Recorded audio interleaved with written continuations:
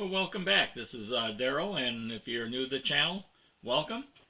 And today we're going to kick off our series of 6 different flies for shad fishing. And the first one that we're going to kick off is going to be a Micro-Clouser Minnow.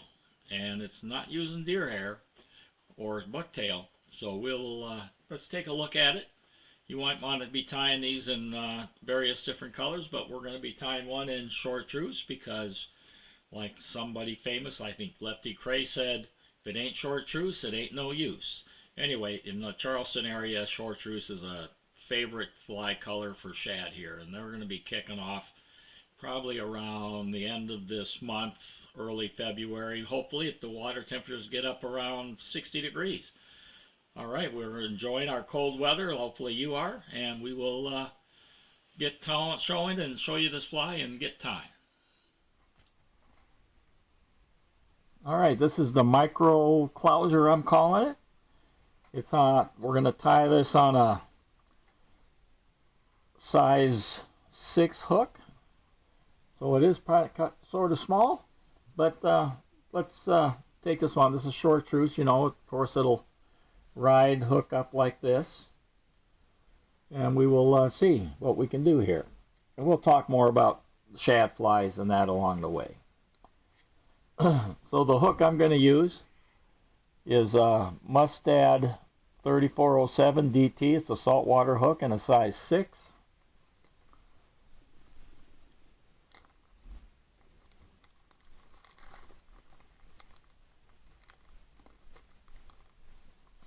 A great little hook for bonefish. I'm going to go ahead and debarb it. In the wintertime, probably here in Charleston, you know, the speckled sea trout, that might be a good size for them.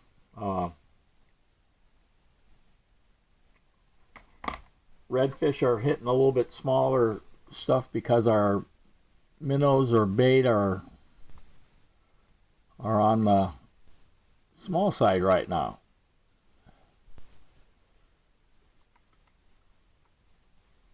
The thread I'm going to use, I think this is like 70 denier. Looks pretty thin, but that's what I got in the spool. And I'm using white.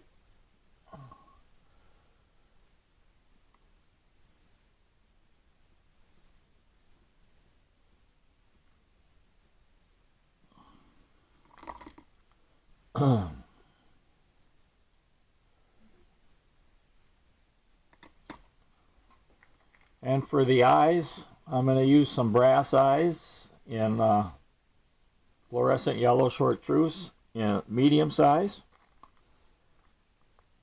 I want this fly to get down pretty close to the bottom pretty fast. And then, of course, you know, the water flow, the flow of the rivers has a lot to do with getting this fly down. So you don't want to go too light on there. And then I normally, as you know, I'll measure back and dumbbell eye width back on there.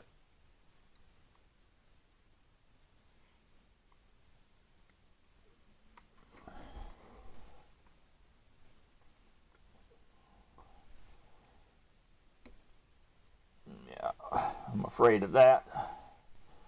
I'm going to have to swap that out. I'm going to have to go at least a 6 on. I thought I could use what I had here, so hold on.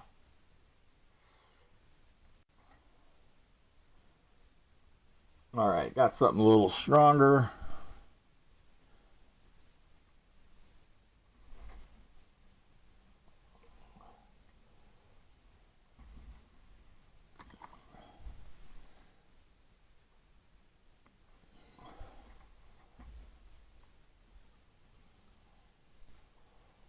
That will get going here.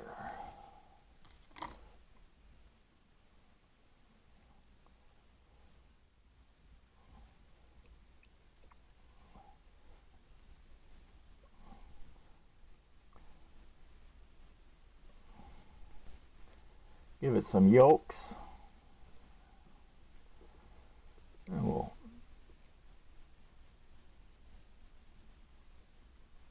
tighten that up. Take a peek, make sure my eyes are level. In place. I'm going to give it a little zap-a-gap.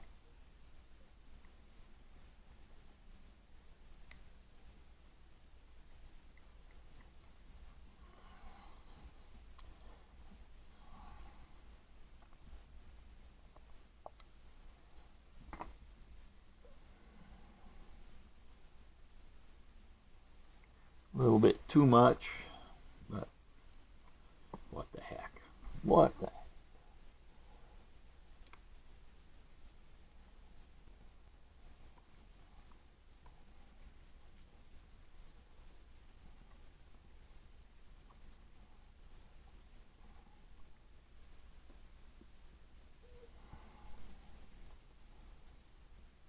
Little layer here. Double check. It's looking good.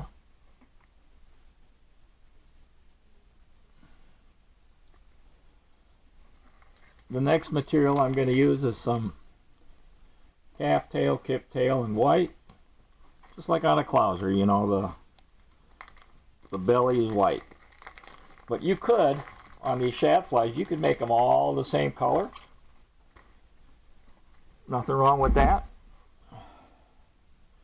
And what I'm going to do is I'm just going to take a little bit of this up. I don't need a lot, because it's a small fly, and as you know, when you're tying anything, less is better.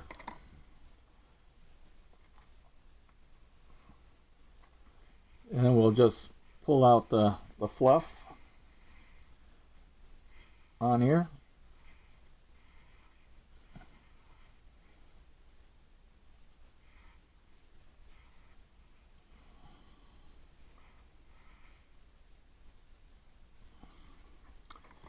I'm going to try to trim those ends up a little bit.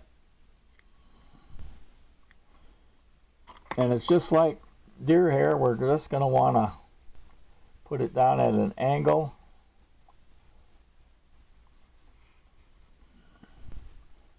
And lock it in there in the front. And then in the back. And then normally I do like for my clousers to cross wrap, but on these shad flies I'm just gonna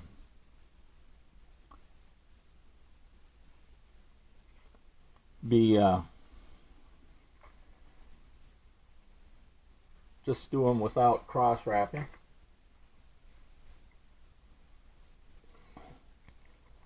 And then we'll just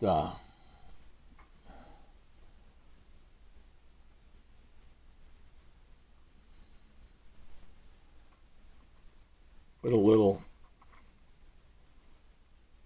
hardest hull on there. Now we're gonna flip it over, and I'm gonna use some of this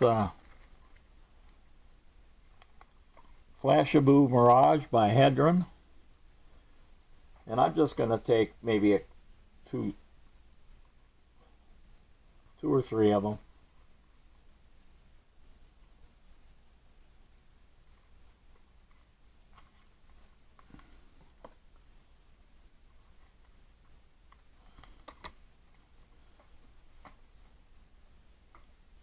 And I'm going to fold it in half because it's pretty long. It's enough for another fly.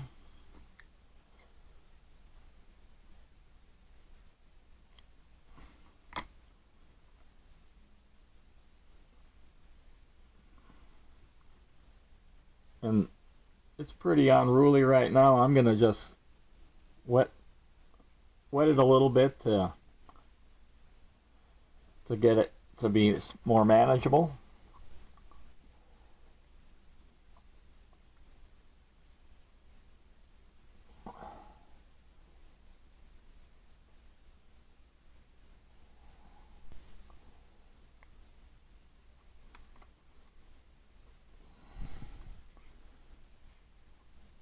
and I'm going to put one side on each side of it.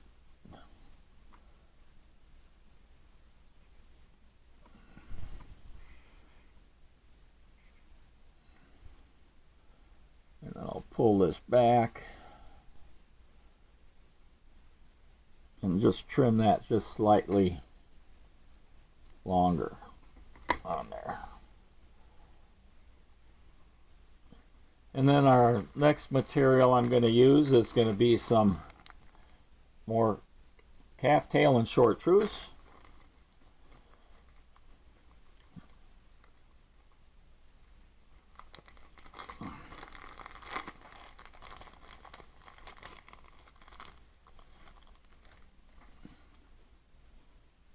And again, it's just going to be another little pinch.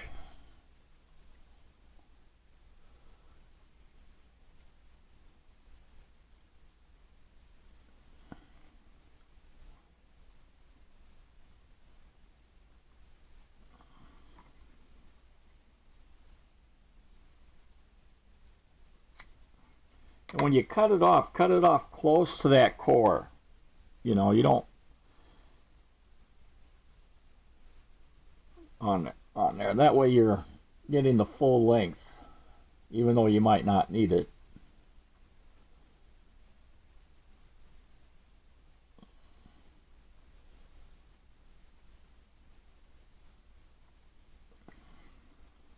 Again, I'm going to clean that up a little bit.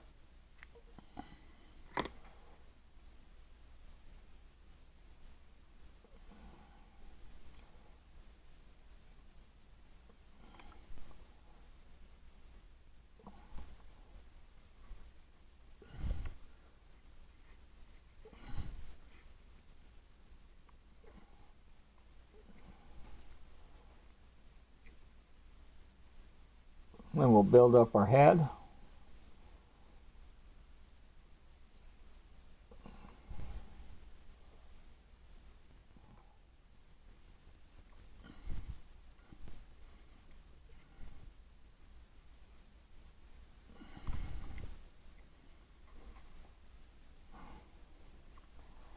And then a whip finish.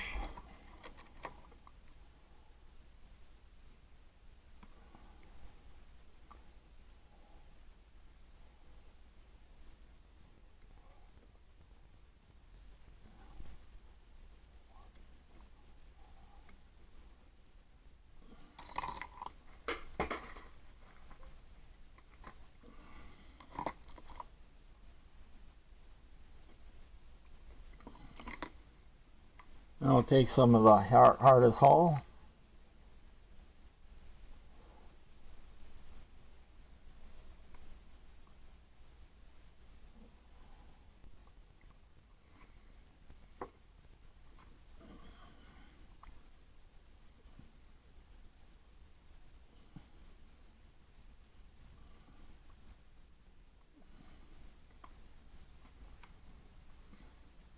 And there we have it.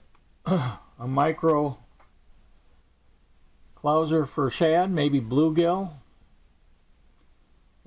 whatever you desire to fish with it.